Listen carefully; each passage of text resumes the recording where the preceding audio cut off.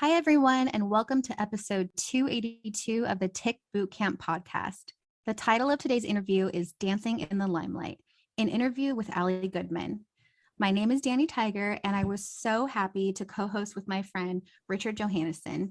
We had an amazing opportunity to interview a really special young lady, an incredibly talented dancer from San Diego, California, named Ali. She was actually born with Lyme disease. Ali shares her story with us and reminds us not to get lost in the anger and hopelessness of chronic illness. She encouraged us to keep looking, even when the doctors that we count on get it wrong. Ali finds strength and hope in what she loves the most. Hey, Ali Goodman, and welcome to the Tick Bootcamp podcast. Hi, thanks for having me. Well, we are really excited to have you, and tonight is a double blessing for not only me, but for our listeners of the Tick Bootcamp podcast, because not only do we have our friend Ali Goodman on this podcast, but we have one of the people who has charmed Matt Sabatella more than anyone else we've ever interviewed, our friend Danny Tiger. And I want to give Danny a chance to say hi to the folks, but in advance of Danny saying hi, I just want to invite everyone to listen to or re-listen to episode 254 so you can have a full background on our good friend Danny Tiger. But Danny, say hi to folks and let them know in very short terms what you do. Hey fam, it's so good to be back. I'm so excited to be back on the podcast with you guys. Last time it was me and Matt and actually Margot, so I didn't have a chance to talk with you, Rich. So I'm so excited to be doing this with you. I'm so honored. This podcast means the world to me and so many other people. So I'm going to do my best. I won't let you guys down, I promise. So yeah, I'm super excited to meet Ali and to chat about our Lyme journeys. All right, so Ali, let's get started. So Ali, I understand you're a California gal like our friend Danny. So talk to us about your time in California and how long you've been living there. I am born and raised in California. I was born in San Diego, and then I moved to a small town in the mountains when I was 7. But yeah, I've lived here my whole life. So what do you do there in California now that you're, the ripe old age of 24? I currently do nothing, unfortunately, but I think that's pretty similar to a lot of people in my shoes. Yeah. But wait a minute, I have to challenge you right away, Ali. It's not that you're doing nothing, you're healing, right? You are on the yet part of your journey. You have not yet gotten to where you want to be and you are going to be, but and we will talk about the power of yet, but I have to challenge you right away. You're in the process of healing, and you're in the process of getting yourself to a place spiritually, emotionally, and physically where you are going to be able to take the steps that God is calling you to take to help the world after you've overcome your challenges. So let's talk more about what it was like growing up in California and what brought you to the place where you are today. Sure. So, I mean, I think I had a pretty average childhood. I loved school, loved reading, was a dancer, so I was very physically active. But throughout my life, like, I had health issues my entire life. Started with anxiety and OCD at a very young age, like around 4, I think. And then my health issues just kind of got progressively worse, but not to the point where it was like, oh, like I should go to the doctor. It kind of was not until I was around 15, 16 when I was like, okay, like there's something wrong with me. I need to figure this out. I just kind of started doctor hopping from there, and then I was diagnosed when I was 19 with Lyme disease. Well, let's pause there because we have a lot to build out before we get to your diagnostic journey and your ultimate diagnosis. So growing up in California, and what was your vision for your future? Meaning, what were you dreaming about doing when you grew up? Yeah, so I mean, when I was little, I wanted to be a teacher, and then it was like, well, I actually just want to be a mom. And then I kind of hit a phase where I was like, no, I want to be an author, maybe I want to be a doctor, but ultimately I really wanted to be a professional dancer, and I didn't really know in what capacity. Broadway, backup dancer for singers, classical ballet. Like I knew I wanted to dance, and that's kind of was my dream for a very long time. I started dancing when I was 4. So you had this vision of being a performing artist. You had this artistic passion, and you wanted to teach through different forms of expression. So you had this sort of coming together of this desire to be a teacher and this desire to teach in a particular format, and your health ended up creating some challenges for you for achieving that goal in the short term, right? But you're a very young woman, and I'm sure there is going to be a lot that you're going to be able to pursue as you get through the yet phase of your journey. So talk to us about what you learned about ticks and tick diseases during the course of your childhood. I'm sure as a gal in California, you knew all about ticks, you knew all about Lyme disease, and it was something that you were made aware of through your family and through your education. I actually knew absolutely nothing. Even though I lived in the mountains, it was not something that was talked about at all. I think I was probably 13 or 14, and my mom's doctor actually tested her for Lyme disease because she was going through some weird health issues. But that was really the only time I had ever heard of it. And of course, her test came back negative because it was just the regular blood test. But that was literally the only time I had ever heard about Lyme disease. So talk to us a little bit about your mother's health journey. And I know it's her journey, so I don't want you to give too much detail, but what was it about your mom's journey that caused her doctors, if you know, to think Lyme? Yeah, so she actually, similar to me, has had weird health issues for her entire life. And doctors would be like, that's a really weird blood test to come back looking like that for someone your age, or but she actually, I think she had like a full body rash all over her, like I think it was her torso, and they were like, oh, we should test you for Lyme disease. Yeah. So what kind of activities was your family engaging in that was going to put you in contact with ticks? Meaning, were you guys hiking a lot? Were you outdoorsy folks? I mean, what was the activity that was now causing your entire family to now come in contact with these vectors? So I am not an outdoorsy person at all, other than living in the mountains and just kind of like being exposed to trees and leaves and foliage like that. But I'm not like going out hiking or camping or anything like that. My mom used to be around horses and was a little bit more outdoorsy when she was a kid. And I actually have congenital Lyme, so I got it from her. So it was really her being outside that kind of caused this ripple effect throughout our family. Now, one of the things that we often ask folks to focus on is not just their outdoors activities, because it is one of the mistakes that we make is that you have to be an outdoorsy person in order to be able to come in contact with ticks and tick diseases, right? Because there are many people who come in contact with ticks and tick diseases as a result of just being outside. In fact, the majority of people who have Lyme disease who have been bitten by ticks are bitten by ticks in their own yard. That's where we're generally getting infected with this disease.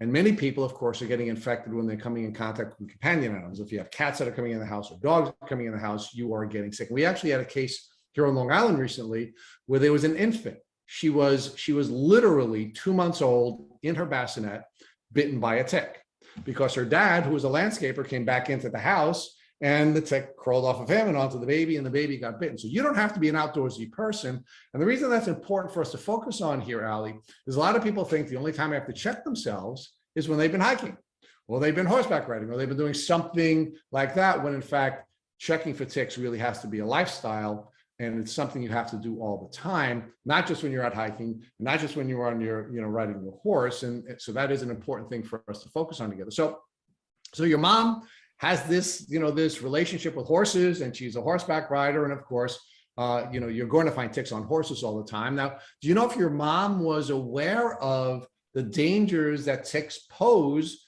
when you're an equestrian? I don't believe so. No, I think like that was just not something, but I'd have to go back and ask her, but I don't think, when she got her Lyme diagnosis, she was like shocked. Like she was like, what? No, I don't. So I think like, yeah.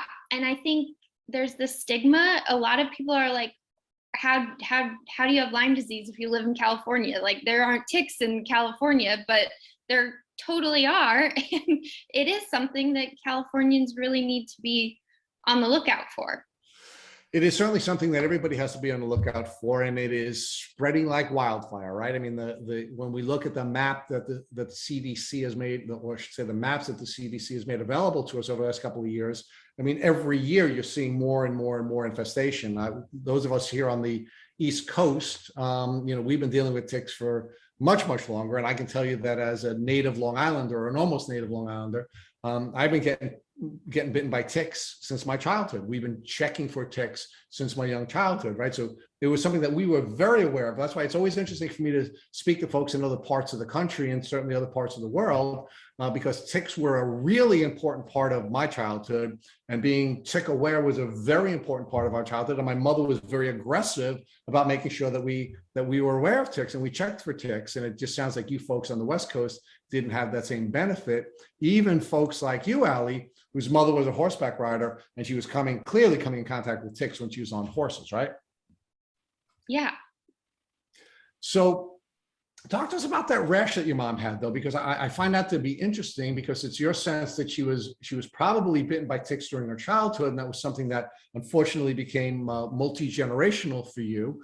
But a rash suggests to me that perhaps she suffered a recent tick bite when the doctors had seen that rash. So do you know if your mom was engaging in any outdoor activities, or were you have dogs, you have cats? I mean, what kinds of things were going on in your house that could have caused your mom to come in contact with a tick? Yeah, we do have dogs. I mean, again, I don't really think she was doing anything outdoors, but I think it was in the summer. So she was probably outdoors more than in any other season. And yeah, we have dogs, and we did have cats too, but not at that time. Okay.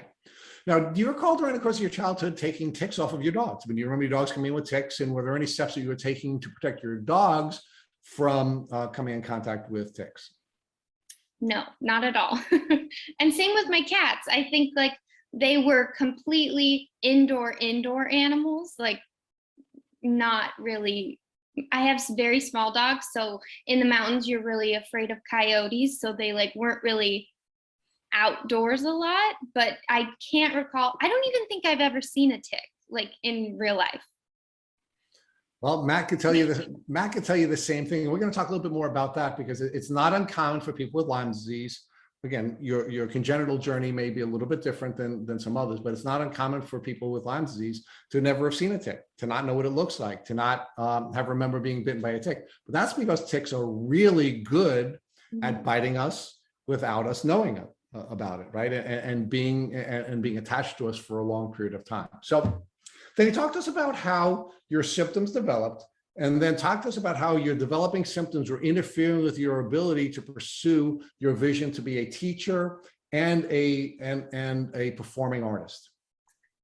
Yeah, so like I mentioned, I think my first symptom was probably, one of my first symptoms was anxiety, like just off the charts anxiety, OCD. Like as a 4-year-old, I would be like organizing my closet, like lining up my shoes, like just very weird kind of behavior. And then before kindergarten, I like could not get my letters and numbers like at all. And I just remember my mom like working on flashcards with me and being like, you need to get this, like they're not going to let you into kindergarten, like what's happening?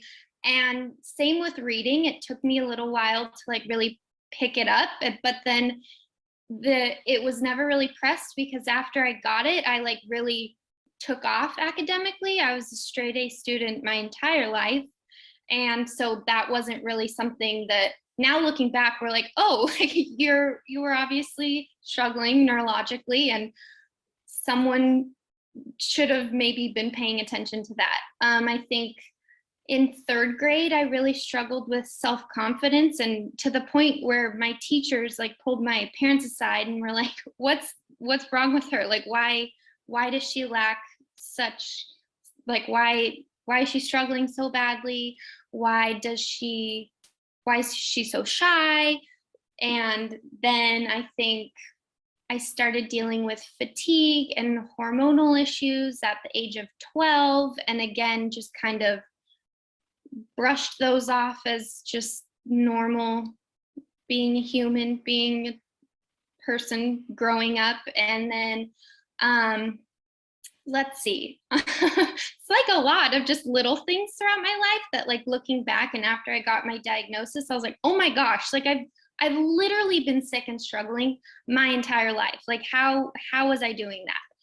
But I even at one point, I think at 12 or 13, I thought I had chronic headaches every day. And I took my mom, like, I pulled her aside and I was like, I think I need to be tested for a brain tumor. Like, I don't think this is normal. And so that's another thing that's like a key symptom of mine. And then I had bronchitis 3 or 4 times my freshman year of high school. And that kind of just really started the decline of my health completely. I think high school just knocked me straight into the ground. I had GI symptoms, and then I was like tested for SIBO, and I was put on 2 different antibiotics that made me decline so neurologically that I actually forgot how to spell my name. And I left my junior year of high school about 2-3 weeks early, and then I missed like 6 weeks of my senior year of high school. Like, I just like was very sick. My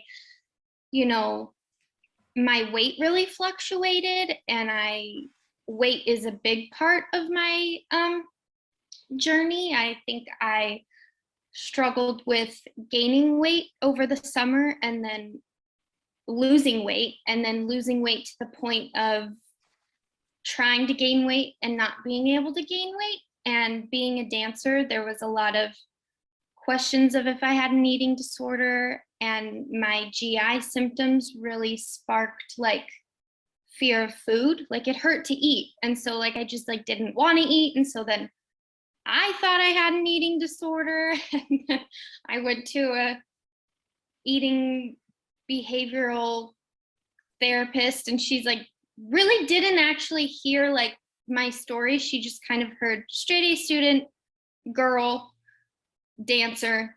Yeah, you have an eating disorder. She told me I ruined my heart forever.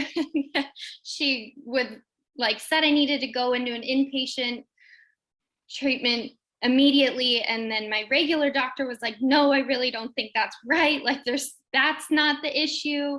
And then they thought I had emotional trauma that was kind of causing the decline of my health.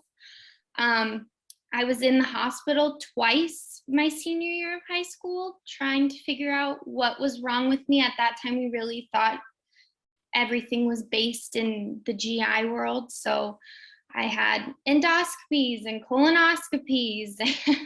I was in the hospital at Cedars-Sinai for a week. And at the end of the week, they gave me a physical therapy prescription for my EDS.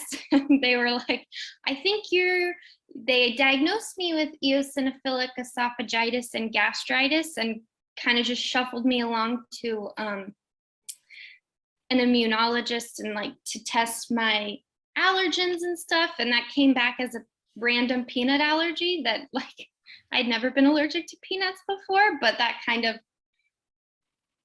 makes sense because I was actually reacting. What we know now is I was reacting to mold severely. And so, yeah, I was just kind of like told, you have a peanut allergy, like here's some steroids, give it a year. Your body just kind of needs to fix.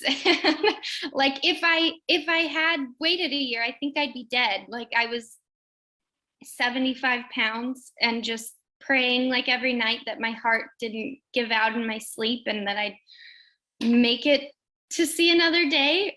And then finally, my aunt, who owned the Pilates studio that I was going to, said, I found black mold in the Pilates studio. I think we have mold toxicity. I found a doctor.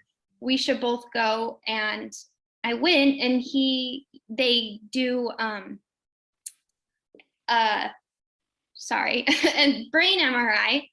And through that, he's like, no, your brain is actually so bad.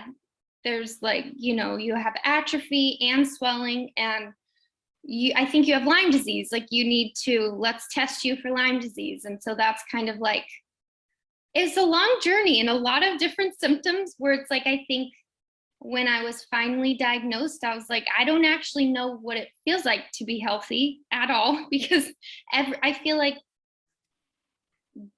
I've never had a normal day of like no symptoms ever. Ali, I know that people who are listening to this podcast are going to think you had very classic Lyme disease symptoms. And of course, there are a number of different reasons why classic Lyme is often misdiagnosed, right? Or not diagnosed. And one of the reasons why is because there is this pattern that if you tie a thread and tie all these symptoms together, it becomes pretty clear that you have Lyme disease. But unfortunately, in too many cases, either we, our parents, and or our doctors are looking at each individual symptom, and they're trying to deal with each individual symptom, and nobody's taking a look at the entire picture, and no one's looking at all of the symptoms together. And as a result of that, we have a long diagnostic journey. And would you agree that seems to be what happened in your situation? Completely. And I think like a lot of doctors refuse to listen to certain symptoms that they felt like wouldn't fit in the box of what they thought I had. I went to this head like GI specialist, and he heard my story, and he was like, don't worry, I totally get it. You have very similar symptoms and journey to my daughter, and we really thought she had an eating disorder. We thought she was gonna die. Like, her stomach was just so messed up. I think you have celiac because that's what she had. And my mom's like, okay, but I don't want you to just think because of your personal experience, like, let's test it. And then the test came back and I didn't have celiac. And then he was just like, oh, I guess she does just have an eating disorder. Sorry. It's like, what? Well, let's talk about another piece of this that we see repeating as a pattern on this podcast. That is, you go from doctor to doctor to doctor, who is in many cases just looking within his or her or their specialty. They believe that you have something that fits within the boxes that they have in their mind from their specialty. You take the diagnostic testing, and the diagnostic testing doesn't show you to have what they thought you had. And you seem to have had that pattern where you had a whole bunch of different doctors who believed you had a whole bunch of different disorders. They put you through the different testing, and you didn't have anything, right? Mm-hmm. So it's, again, another one of the patterns that we see, where if you're going to a whole bunch of doctors, they're all diagnosing you with different illnesses. You take the diagnostic testing that they offer you and you don't have it, that's a sign you probably have Lyme disease, right? And that's one of the things you would think doctors would start to observe themselves, right? Yeah, exactly. I think whenever I hear people say, oh, they thought I had this, but that it came back negative, and I have all these weird symptoms, I'm always like, keep looking. Like, you need to be tested for Lyme disease. You need to look into mold toxicity. Like, they're not going to do this for you. You need to advocate for yourself, but there is something. And I think root cause is something that's like overlooked completely. And it's really hard, and it's really unfortunate that this is so overlooked. Yeah, there's another piece of your journey that was making me, twitch, quite frankly, and that is the medical trauma that you suffered. Right, you're dealing with anxiety from your very early childhood. You're trying to manage mental health issues, and they're actually made worse by all the doctors that you saw. And the one doctor or professional that you saw that I'd love to meet and choke is the one that said to you, you've got anorexia, right? Or you have an eating disorder, when clearly you didn't. And if this professional had listened to you and had first looked at the entire picture, but then just sat back and listened to you, they wouldn't have caused you to suffer the medical trauma that, of course, makes your emotional challenges spiral even further down. So talk about what it was like to have these people refuse to listen to you and then ultimately diagnose you with something that you clearly did not have, and what impact that had on you emotionally. Yeah, it was awful and completely exhausting. The other GI guy I went to, I said, like, I'm nervous. I can't really keep any food like inside me. Like, I don't know what to do. And he was like, well, like, and I was like, I'm losing weight rapidly and I'm really afraid that I'm getting to a dangerous weight. And he's like, you're not that skinny for a pretty girl. It's like, what? It's a lot of things. And the amount of ridiculous things that doctors have said to me throughout the years is astonishing. And I think like people would not even believe just how many, like a regular person doesn't go to the doctor that often, but when you're going every like free time you have, like you build up a lot of medical trauma. I have had a lot, and just kind of, it's caused, I'm terrified to go to the doctor now and just be so belittled and not believed. And even still, it's like, well, I have this Lyme diagnosis, but if I go to a doctor that's not Lyme literate, they're just going to say, no, like, they'll just say, no, you don't, or who told you that? Like, doctors get angry when you say you have Lyme disease, and it's like nothing I've ever experienced. And it's so lonely and isolating, because ultimately we're taught to believe that doctors are going to save our lives. And when you're in a position where they don't believe you have a life-threatening illness, it's scary, because you're like, well, if they don't believe me, I might die in their hands. And I like fear going to the ER. I fear it's caused a lot of emotional distress throughout the years, and a lot of helpless kind of feelings, because it's hard. It's really hard. So Ali, one of the other things that, of course, is coming to mind for me is that there is a mind-body connection, right? And we do know that when we're under stress, it's immunosuppressive, and when our immune system is being suppressed, then it allows the disease to take off, right? So while you're in this process of being gaslit and you're in this process of suffering medical trauma, you're suffering emotionally, and your emotions are spiraling down. As your emotions are spiraling downward, your immune system is now being stressed and not able to do its job, and you're starting to get sicker. And your symptoms are continuing to develop, and then you finally get a diagnosis, right? How did it feel? And I'm going to ask you one more question before I turn you over to Danny, but how did it feel to finally get a diagnosis when you went on this journey of, you're starting when you're 4 years old? How did it feel to finally get a diagnosis? I couldn't believe it. I was elated. I was really like, thank you. Something makes sense.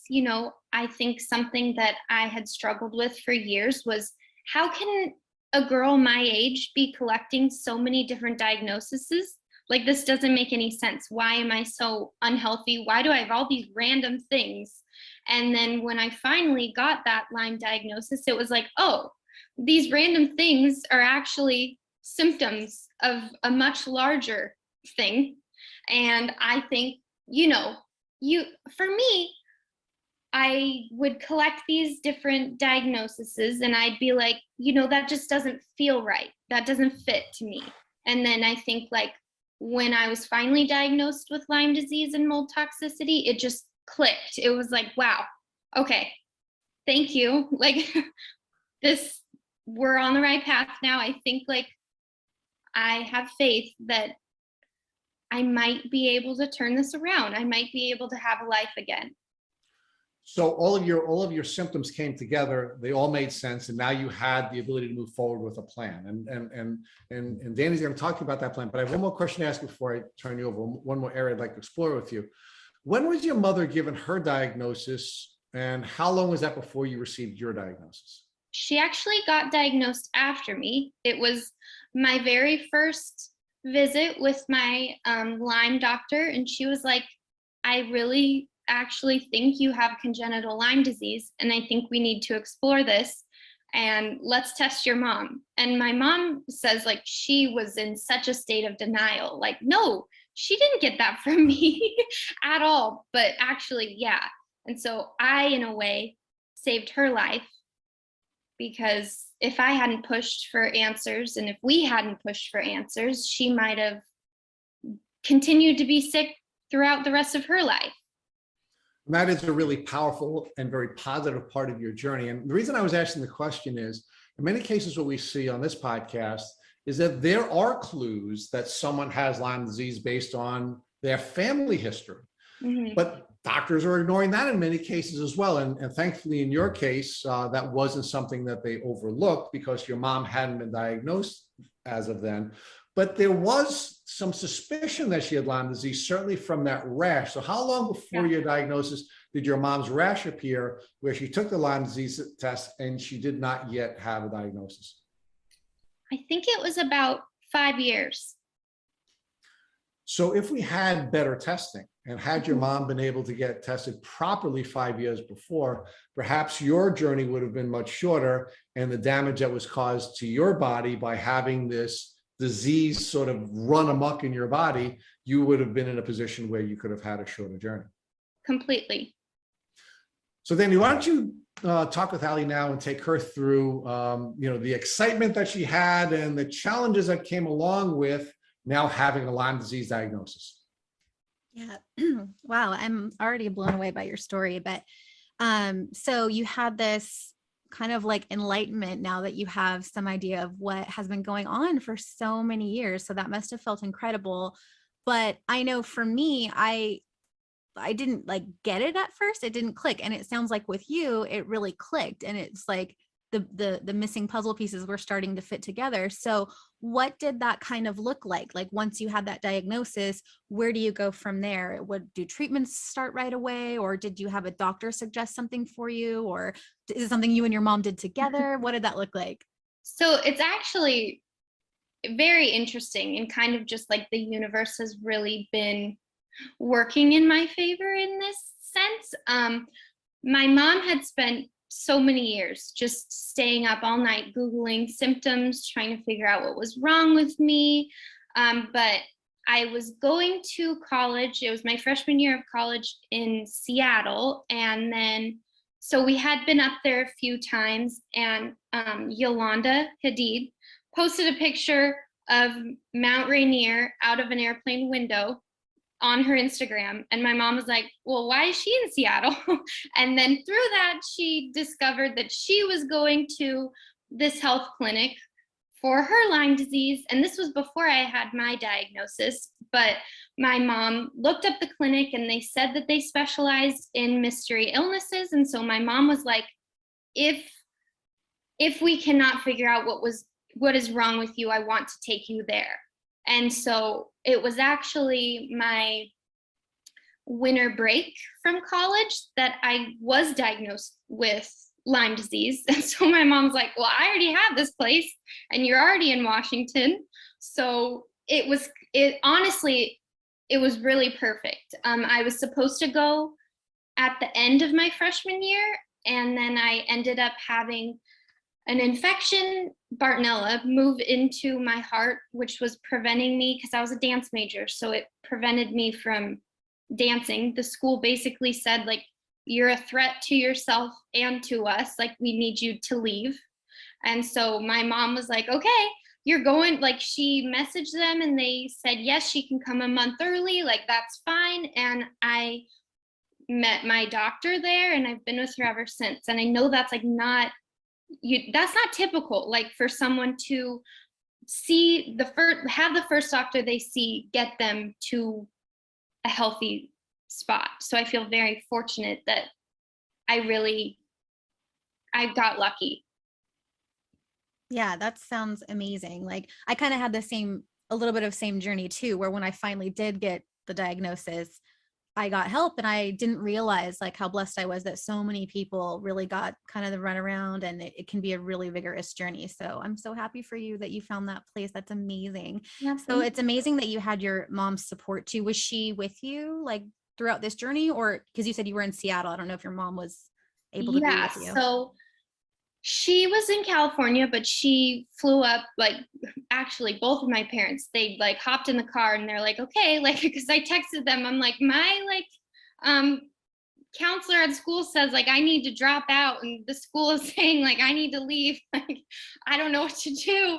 And she's like, okay, like they hopped in the car and they came up and they packed my entire dorm room, and I was like packed up and headed to this clinic within a week. It was very quick. And so, yeah, my mom and my dad, they've been by my side this entire time, which is That's amazing. Yeah. Wow. I know it's a very, like you were saying earlier, it's a lonesome disease. And so I am curious, like with your mom maybe experiencing some of the same things, if that was helpful. But I can only imagine, like, you're trying to follow your dreams and you're in college and you're dancing, and they're like, one, you can't do it. That's got to be devastating. But on top of that, you're like a liability. So I'm Right. sure kind of the course of what you had going on as a person, kind of your identity and your character you'd been building is going another direction. So I'm kind of curious if you could like share with us what your walk looked like starting out the healing journey, like emotionally. I mean, you might have been in like a little bit of a difficult place. And then when you're you've probably been dealing with a lot of this for so long in terms of helping yourself. So were you already taking like supplements before or medications? And then when you did start actually treating the Lyme, can you share with us like some of the things that you actually, practical things that you did that when you first started? Yeah. So I was seeing an herbalist before I had been diagnosed. And I think that kind of helped because she really helped just like organ support, and lymphatic drainage was very helpful for me. And so I knew right away that I needed to lean more towards a natural way of healing. I am someone who doesn't really tolerate prescription medication well, and I had already been so gaslit and not seen by Western medicine that I was like, I really need to just follow this natural road. And yeah, so I think that was already helpful, that I kind of had already seen how natural medicine had been a positive to me. I forgot the rest of your question. It's okay. I know it's a lot. Well, I was kind of curious too. So you already started with the herbal stuff. You had been kind of used to that, but is there something new that you were introduced to when you started to heal, healing from Lyme with this new doctor and at this new treatment center? What are some of the things that they suggested that you should do to start treating your Lyme to feel better? You said you had the Bartonella and some heart issues. So did you have any other co-infections? I honestly, I might be wrong, but I think I've had like pretty much all of them.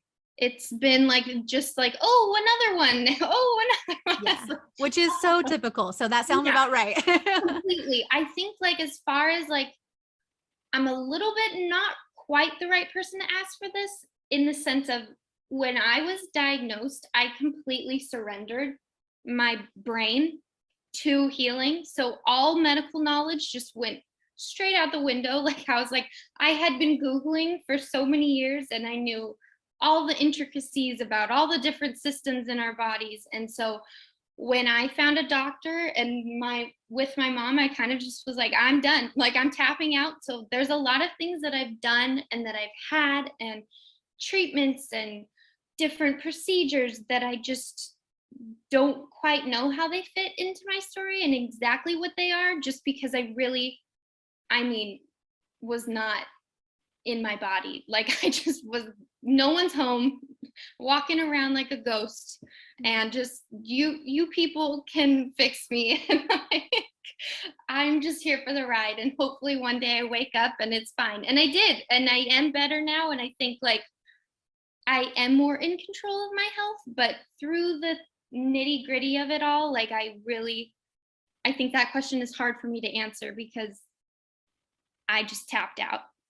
Yeah, I totally understand that. Like Rich was saying, it's when you sit down and you talk about your story or you think about the timeline, it's like, oh, maybe this happened or that, but it's sort of hard to put it in an exact timeline because it's your life and it's what you're living with every single day. And you have good days and you have bad days. And, it's such a long, intricate journey and it's so different for everybody. And that's what's amazing about you sharing your stories. You can kind of tell us what yours looked like and where you started. So I love that you do the holistic route because that's the journey I had to take as well. I wasn't able to take antibiotics either. So that's why I'm like, tell me everything. What did you do? Because it's hard to find someone that is along a different path. It's more of a chronic story that you have. And obviously you've dealt with it really since you were born.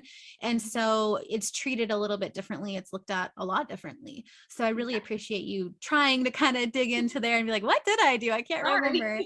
And I think that's where a huge component of what we deal with as Lymies or anyone that has a chronic illness is really having a support system. So it's so cool that you had your parents. So when it was a time where you're like, look, I can't even deal with this anymore. It becomes so overwhelming. You have a support system to kind of help you making decisions or making, doing things for yourself that you can't do all the time. So that's really, I think it's important that you share that and kind of open up your world to us a little bit and see what's going on there. So I know it's hard to recall like exactly what treatments or this or that you did, but is there anything that you can remember that really didn't work for you, post Lyme diagnosis, maybe something that the doctors recommended at the treatment center that it just really kind of didn't work, or something that you remember that really did work, even if it's like a diet thing? I know you had a lot of GI struggles, so I'm curious how that went. So originally I was put it's kind of hard.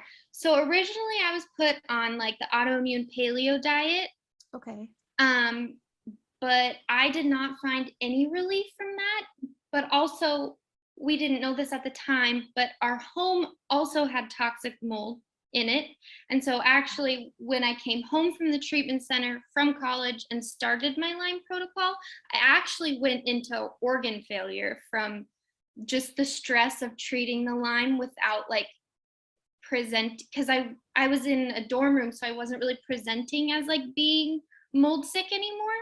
And so it just treating Lyme like tanked my body. And when we went back to the treatment center, they were like, oh my God, like you need to move. And like my doctor was like, you cannot go back to your house. And so like I actually didn't go back.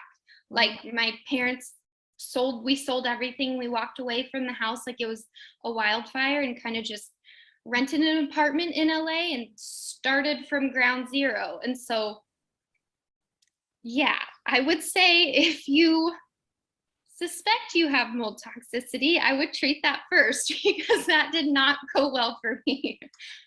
Yeah, it sounds like that was definitely the biggest hurdle to jump, which is scary because mold is, we can't see it. And especially living like in Southern California, you think we'd have like fresh beach air all the time, but in reality, we have like horrible smog and pollution, and it's so hard to find like a fresh environment to be able to heal in. So I totally understand that's difficult. So along this time, you continued to get testing to kind of see where you were at with stuff, or you just kind of tried different things, what worked, what didn't work, and kind of just talked with your doctors? Did you find, you said you moved to LA. So did you eventually leave that treatment center in Seattle and find another doctor? Or no, my family and I we would go and still do to Seattle for a week every 3-4 months for the last 5 years. wow. It's kind of like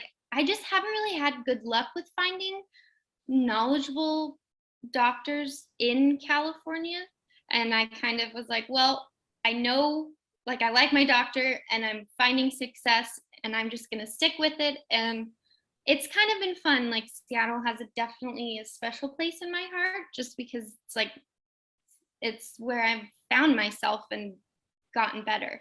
Yeah, I can imagine after all the gaslighting and medical trauma and everything that you've been through, my gosh, to finally find somewhere that they're like, no, we believe you and we're going to help you and give you that sense of hope I can't imagine how encouraging that was. And that's why I feel like this podcast is so important. And even what you do, Ali, like in the Lyme community, and just reaching out and connecting to other people that, you know, are suffering from Lyme, whether they're in remission or not, or maybe other chronic illnesses, but especially with Lyme, because I know for me, you know, I was super fortunate to find an incredible Lyme doctor from day one.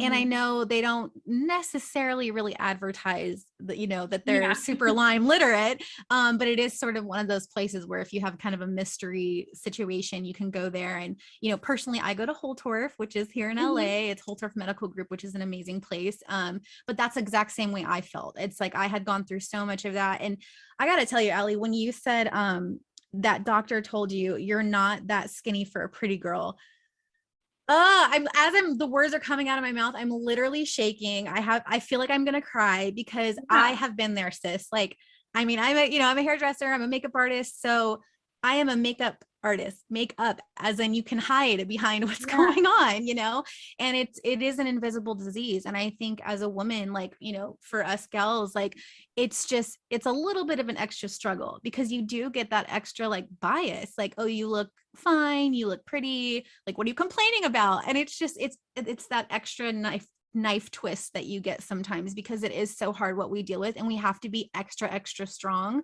And so when you hear something like that, it broke my heart when you said that. Like, I wish I could just crawl through the Zoom and give you a hug. Like, I know that happened a long time ago, but I'm just like, oh, it's just such a, yeah, it's a very personal feeling that I got when you said that. And so I don't know, I just wanted to say thank you for kind of opening up. I know you're really sharing some really intimate things about your journey, and it's not easy. And I noticed that you, I feel like I could cry. Like, it's not my podcast story, guys. Calm down, Danny. But it is personal for me, and I'm sure there's a lot of people that will be able to relate in the same way. But I'm just blown away personally because I'm like 10 years older than you, and I went through the same exact journey of having the anxiety and the OCD and, you know, going through that. But I'm listening to you, and you went through that when you're like 4.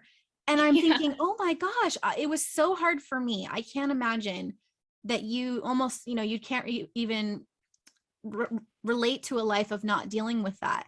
And so it really just shows your strength as a woman, as a Lyme warrior, as a fighter. And I'm super glad that you were, you know, a part of this podcast today. Thank you so much for sharing.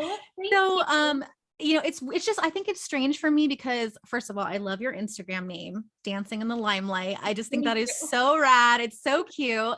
And when I was looking through your Instagram, you have this like energy that comes across in your pictures and in the way that you caption your photos and you kind of share your story. And it seems like you do have so much hope. And you do come across really strong. You come across adorable and so sweet. And like, I'm just like loving that you're repping for our community. I'm like, I love this girl. But also, you know, that strength that's in you.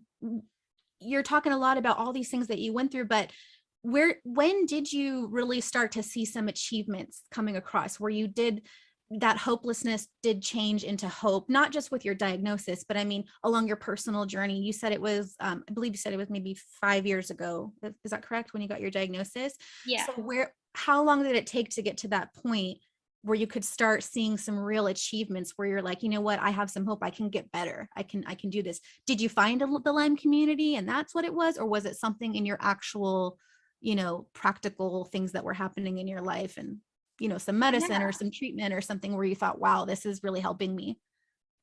You know, I would say, I want to say that it was rooted in like me getting physically better, but I think it wasn't until I really sat with my emotions and I like allowed myself to be positive and like kind of like get into that, like, okay, you're not going to die. Like, you're actually like, look at these symptoms improving. You are getting better. Like, kind of like talking to myself mentally, like, you are doing fine, you know? And that was actually in the stillness of 2020 was just when I was like, oh, wow, like, had this overwhelming amount of self-love for myself and just kind of like woke up to, oh wow, like I've been through so much and I should be so proud of myself. And that positivity really shifted things for me, and it kind of like allowed me to acknowledge the physical things that were getting better, even though I think I started improving physically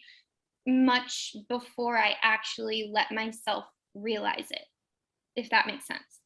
Yeah, it definitely does. I think I talked about that a lot on my podcast, that I think the emotional component is arguably probably the biggest part of any chronic illness. And people do want to, like how you did, how Rich did, if you know, those of us that know Rich's story, you I've noticed too that a lot of people who I've noticed are diagnosed with Lyme, and maybe it's the ones that are speaking out, but we tend to be the type A, like very strong, very determined, like OCD is kind of in our nature anyways, or maybe it is the Lyme, the chicken or the egg, the tick bite, or I don't know what came first, but we're those types of people. So it's just interesting to see that it's that emotional component where it's not so much the physical, it's not the knowledge. Let me read every single book and know every single detail and find the cure for myself. It's like we go straight to the clinical, like what should I be eating? What medicine should I be taking? What doctor should I be talking to? And you can do that till the cows come home. You can spend hundreds of thousands of dollars on it. But if you're not having, like you said, that self-love and that self-reflection and that self-awareness of where are my emotions at, you know, how am I actually treating myself as a spirit, as a soul, as a person, not just as a diagnosis or something like that. That's such a huge part of what makes us better, you know. Yeah. And not to say that the practical things are not extremely important, especially I'm sure with like, you know, your GI story and those things, they really have such a like they shackle us down. It's like you can't leave your house, and you know the things that we know Matt went through and the cognitive stuff, it does make it physically hard to move on. But when you do start getting that practical help and you do find that hope in a doctor, it's amazing. But you have to work on yourself as a person, and that's what it really shines through with you, your kindness and your heart, and the fact that you can turn that inward. It's a really powerful thing to do. And it takes a lot of courage to do that, because it's a lot easier to just hate yourself and be like, oh, it's my fault that I'm so sick. So when you can actually look in the mirror and be like, no, girl, you're doing it. Like you're doing the work in your heart, you're doing the work, you know, in the kitchen, wherever it takes to make yourself better. That's a huge, I got to give you massive props for that, because I think we don't talk about that enough. So yay, kudos to your achievements on the self-love. I love that so much. I'm going to ask you one more question before I turn it back over to Rich. And I'm just seeing you in a much better place now. And I know we have our bad days and it's never, you know, 100%, but you know, it's really inspiring to see how you're doing now. Do you think those times, if you were to look back when you were in high school and you were really, really struggling and it kind of felt like everything was falling through your fingers with your dreams of dancing, and I can only imagine, you know, being a senior in high school, it's such an important time in your life, and it's probably really sad when you think about that girl. So looking back, what is something that you would tell her, just to kind of knowing what she was in for all the way up to this point? I think people's opinions don't matter. It was really hard going to high school, especially since a lot of my symptoms were rooted in my physical appearance. Mm-hmm. I am living in a small town. It felt like everyone and their mother was talking about the fact that I had an eating disorder and I didn't have parasites, like I said, and I wasn't, you know, like, there was a lot of doubt and a lot of people just spreading a lot of vicious rumors. And even, I mean, teachers were in the loop of what students and parents were saying about me. And I think like that made me just want to be invisible, and it made me really weak. And I just had like, yeah, I guess like, you know, like I just like felt so small, and like what I was feeling didn't really matter. And so I think they don't matter, and what they said about me don't matter. It's my journey and my life, and what I feel is wrong with me or right with me is all that matters, you know? And so I think like I put too much, I think I just put like too much weight into other people's opinions, and that was like really hard to deal with. So Ali, I'm going to challenge you again because the old dads do that. And I think, by the way, I have to tell the two of you, the best exchange we've ever had on this podcast was the conversation the two of you were having together. I mean, I have to tell you, this was one of the most beautiful exchanges I've ever witnessed. And it really does, I think, deserve to be recognized. And it's a tribute to the decision that we had made here at Tick Boot Camp, the Tick Boot Camp podcast, to bring in other folks to ask the questions, because Matt and I could have never had an exchange with you, Ali, the way you and Danny just had this beautiful conversation. So thank both of you for being vulnerable and kind and being willing to have this conversation. And there are a couple of things I wanted to talk to both of you about. But before I get to that, Ali, I do want to challenge you again, right? Because you're in this position where you're a little girl who's now having these emotional challenges that are driven by this disease that you had, by the way, in your brain. You had, as Dr. Horowitz says, you have, it is in your head. You have bacteria in your brain. You have mold in your brain. You have all kinds of things going on in your brain causing you to be sick, right?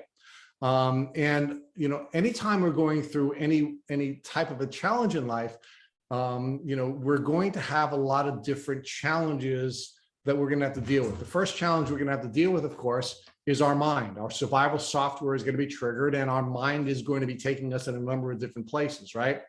Another challenge that we're going to have, unfortunately, is that people who we have intimate relationships with, unfortunately, are going to create problems for us as well. Teachers, friends, and thankfully, in your case, it wasn't your parents, but in many cases, it's even parents who are creating these challenges, which then have caused our survival software to be triggered, and the self-talk gets even worse, right?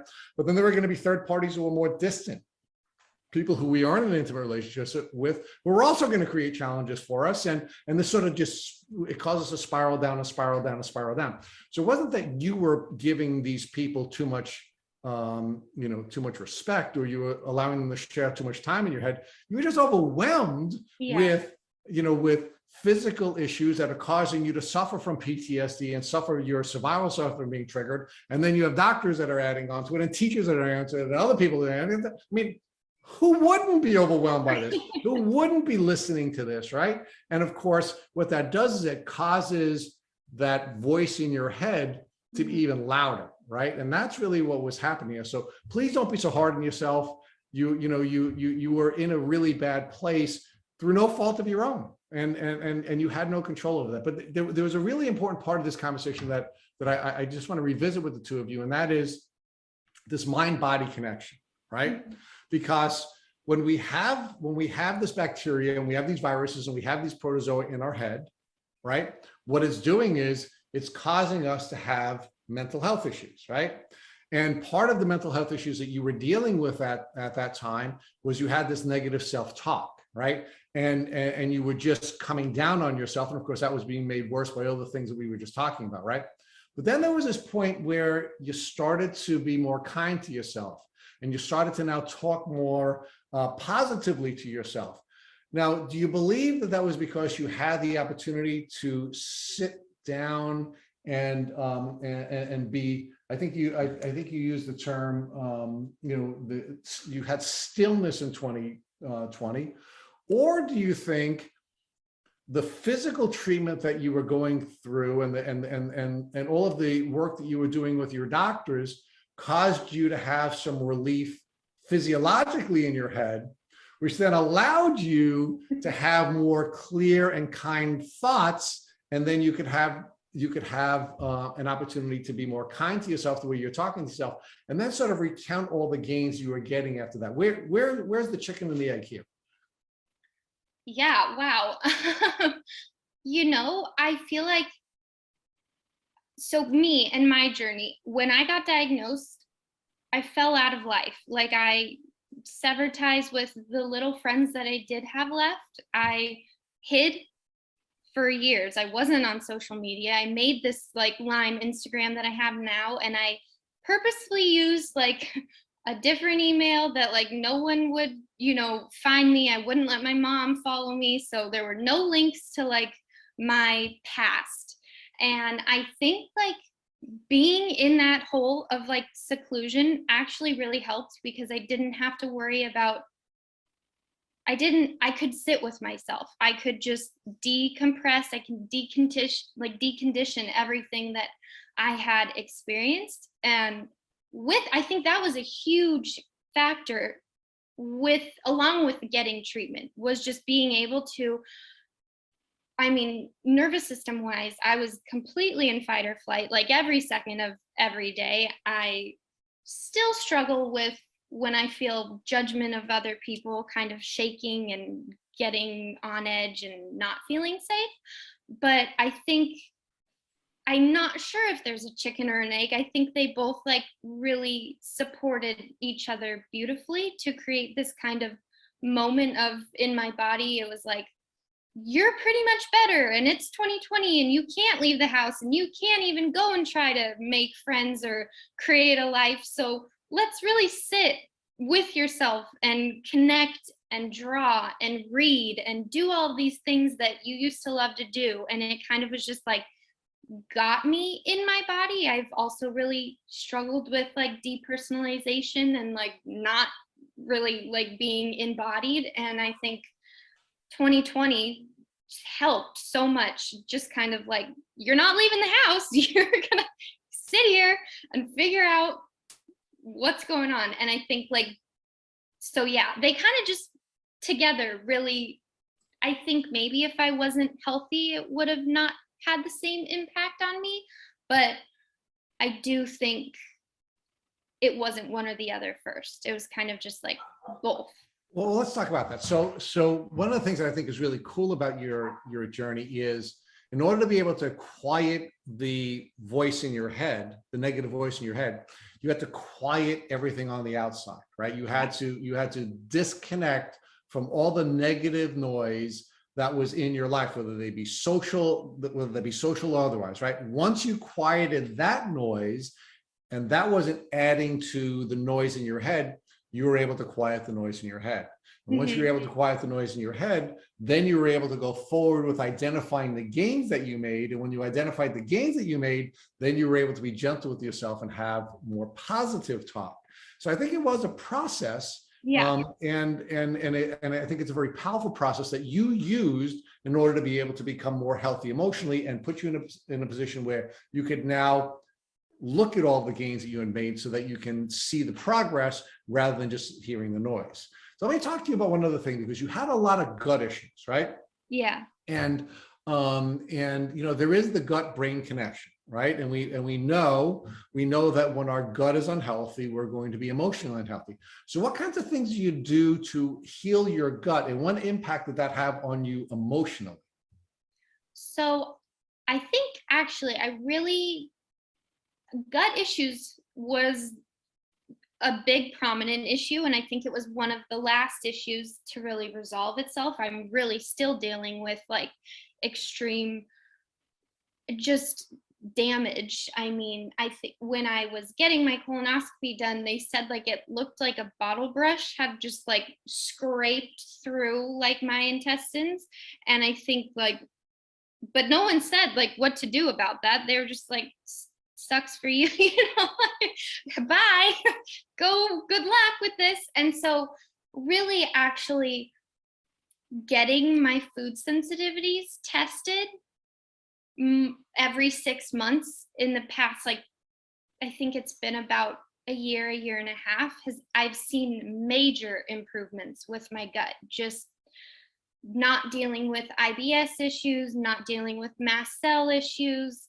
That has been probably the most influential key to healing my gut. It's kind of something that I'm still dealing with, but I think that's been the biggest thing. And I do think like I am happier.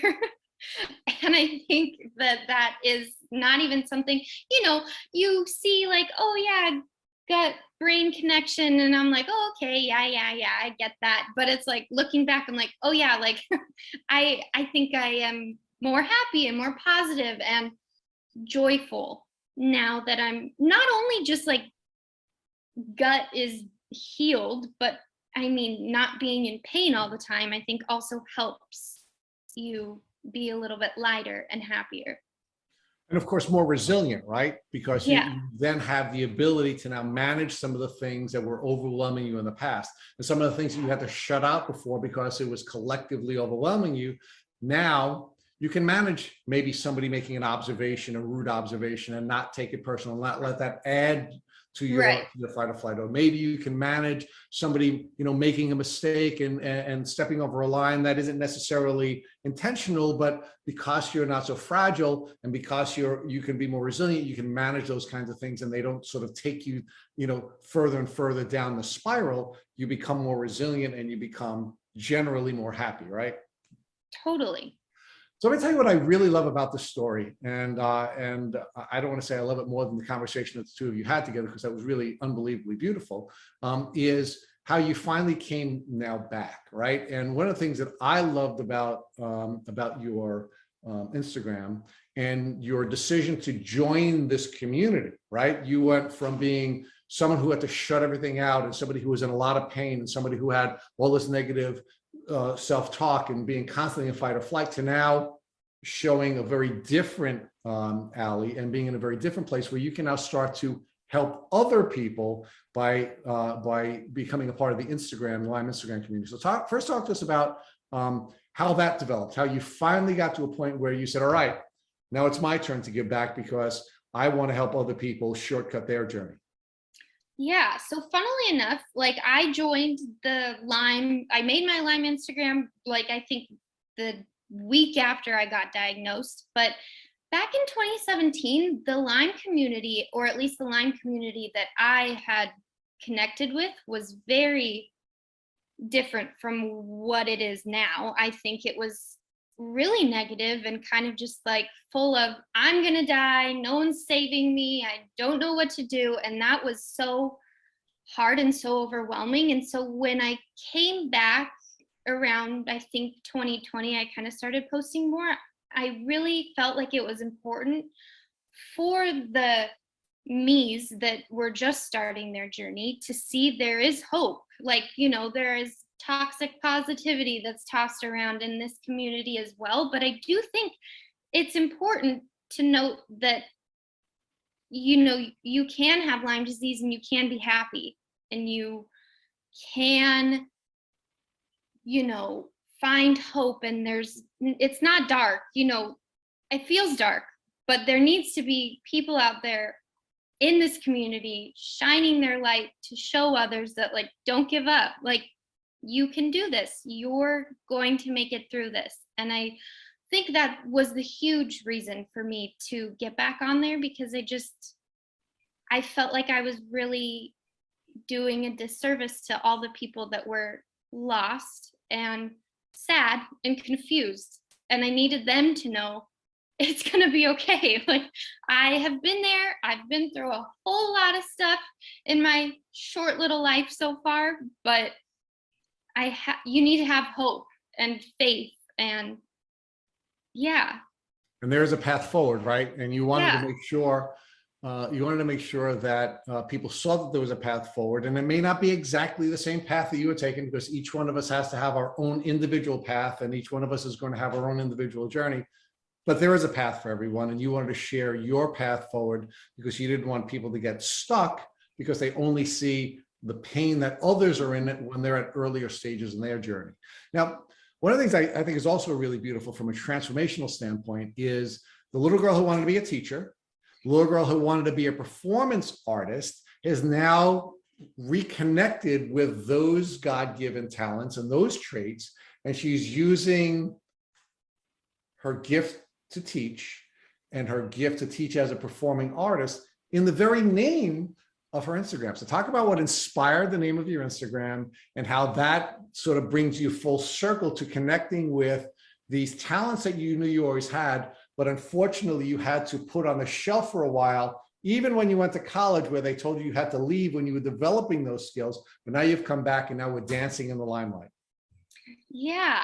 So, I mean, when I first made the Instagram name, like my mom was like, why? Like, I don't really get it. And I was like, no, like, this is important. I think it's cute, like, and funnily enough, I've gotten a lot more compliments on it like this year. I think people just were kind of like, whatever, like, okay, that's weird. But no, dance is a huge part of my journey, just because I think like it is a part of my soul and it's how I connect with myself, but it's also a huge detriment. Like I mentioned, I was severely underweight and sick my senior year of high school. And I got to the point where my herbalist was like, I've never seen anyone as sick as you. Like, I am extremely worried that you are going to die. You need to stop dancing. You need to stop going to school. Like, you need to get better. And I was like, well, Nutcracker is in a month. And if I'm going to die, like, I want to do something I love before I die.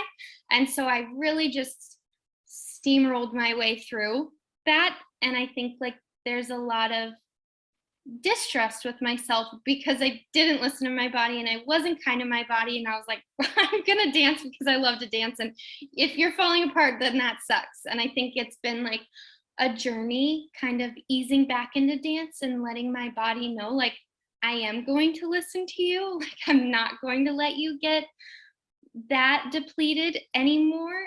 And this is what we love to do. And we can take this back without Lyme ruining that for us. And so I think like, even though I might not be a professional dancer like I dreamed, and even though I might not continue to dance in the future as much as I dance or had wanted to dance or thought that my future would look like, it needs to be a joyful experience, and it needs to be an experience that isn't, it's mine.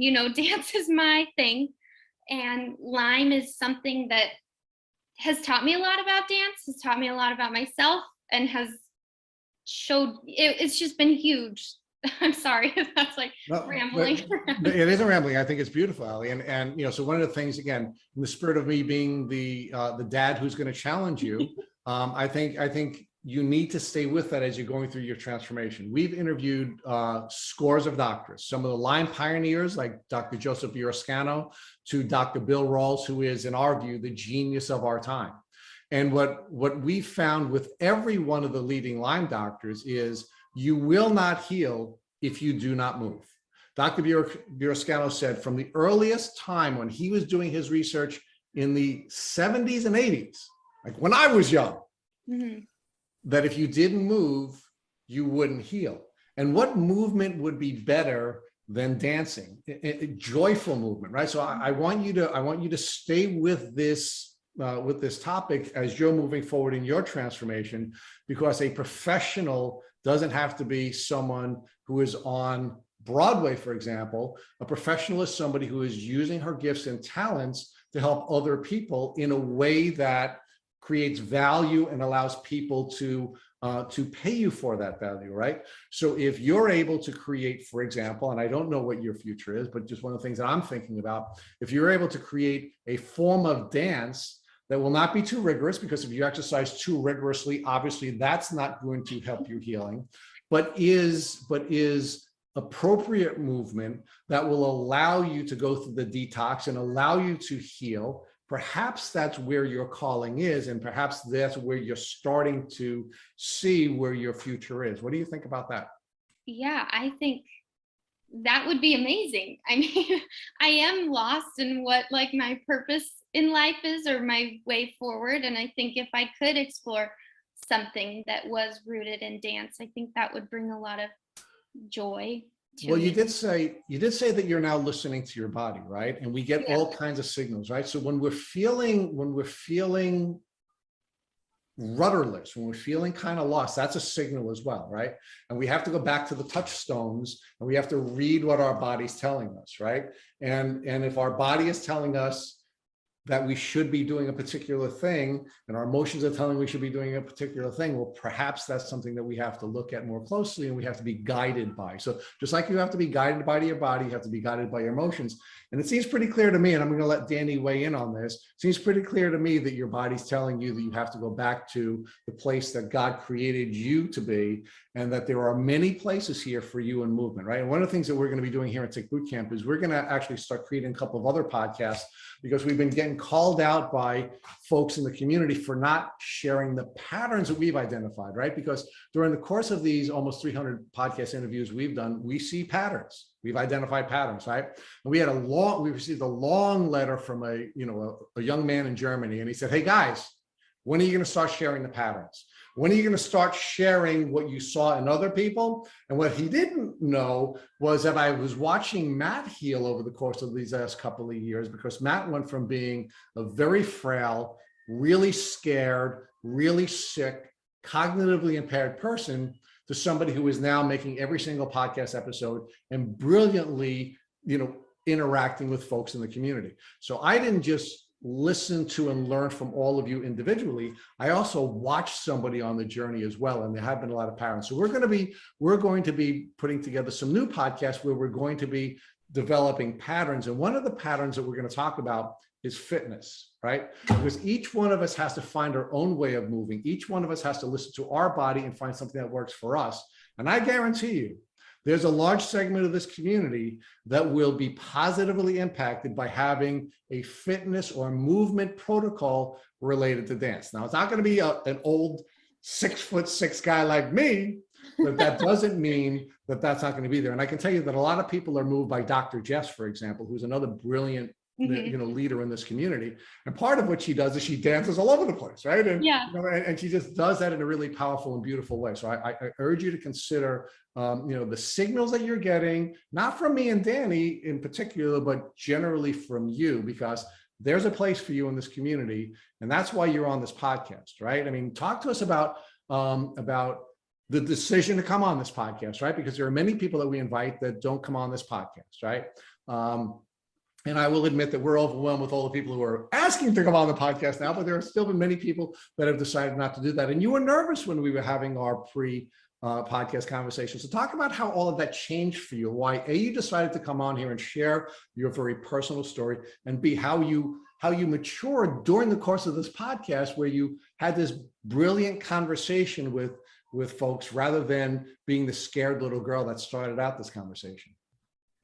Yeah, I have had such a desire to help people. And in the beginning, every Lyme person that I reached out to and gave advice to was not taking it and was like not wanting to be my friend. And I was sitting back like, what's happening? Like, what's wrong with me? I don't understand. All these people are talking about their best Lyme friend that they've met on Instagram. And it was really frustrating to me. And I've kind of just stuck with spreading my journey, and I know whoever is supposed to see my story is going to see my story, and that's just how that's going to work out. And I need to surrender to, I might not be the most popular account, and people might not be receptive to my story, but there are people that are going to be, and there has been people that have reached out to me that are dancers or that struggle with GI issues, or that just don't know what's wrong with them and how to figure out how to find what's wrong with them. And so I think with that aside, I also really struggle with being seen. I've hid for so long. I felt so insecure in myself and my journey and my body. And so this felt like a very big milestone for me. You're gonna be on here and you're gonna be seen, and I really struggle with speaking, and I'm very anxious, and I just think but this is good, this is pushing me, and I am becoming better. And so I think it's kind of selfish reasons to be on here, because something I needed to do for me. Well, and it's something we needed you to do for all of us as well, and we really thank you for doing that. So I'm going to let Danny ask you the final question of your Tick Bootcamp podcast. Well, first of all, I cannot wait to see Rich when he follows your dancing protocol, and I hope it's filmed and I hope we all can watch it. And in regards to that, I mean, I know you mentioned a little bit about, you're kind of trying to find your purpose right now where you're at. And, you're so young, you are so mature beyond your years and everything that you've gone through and the strength that you've built up over this time. I think definitely your spirit is a lot older than 24. But coming from a gal who's 10 years older than you, I mean, you are exactly where you're supposed to be. You're supposed to be completely lost when you're 24 and in a place where you're finding joy. That's kind of where I was. And you know you get to a point where you, like you said, I think just follow your own advice, sis, because you're talking about just resting in the stillness. And I loved when you said, don't give up. That's the message that you're sending to other people. And I think that you should listen to yourself because you're very wise for a 24-year-old gal. Thank you. So I am very, very much looking forward to whatever is next for you. And maybe in 10 years, where you will be given where you're at right now. And you've come so far from the story that you told us and where you started. It's amazing. So a lot of times on this podcast, we end by asking people, if they were to find a tick on their friend, what would they do or what advice would they give? But you are so unique and special. And so I just really want to know, listening to your story after all of the gaslighting and the medical trauma and the emotional stress and, coming from a place of hopelessness, it really touched me when you were talking about, you felt like you were almost losing your life and that the thought actually came across your mind that if you were going to die, you want to die doing something that you love, which that right there shows immense strength. I mean, I think that there's very few people that are willing to fight this disease. And even if they're willing to fight, I mean, to the death is pretty intense, sis. That's amazing. It's very, very inspiring. And I can tell you, I've been there too, where I've had times where I just tell God, like, I think if this is going to be where my life is, like, maybe you should just take me, because it gets really intense. And I don't even know if I can relate to the depths of the struggles that you've been to, but I am inspired by it. And the fact that you have come so far, my question to you is, what gives you the motivation to keep fighting and to wake up every day and not only to fight just what you go through on a daily basis, but beyond that you have a desire to help other people. And really just, where do you find that joy? Like, what makes you smile and what makes you want to dance besides your absolute passion for it? But when, you just really have that urge where you just feel so full of joy that you want to feel like dancing, where does that come from? Where do you find that? How do you keep going?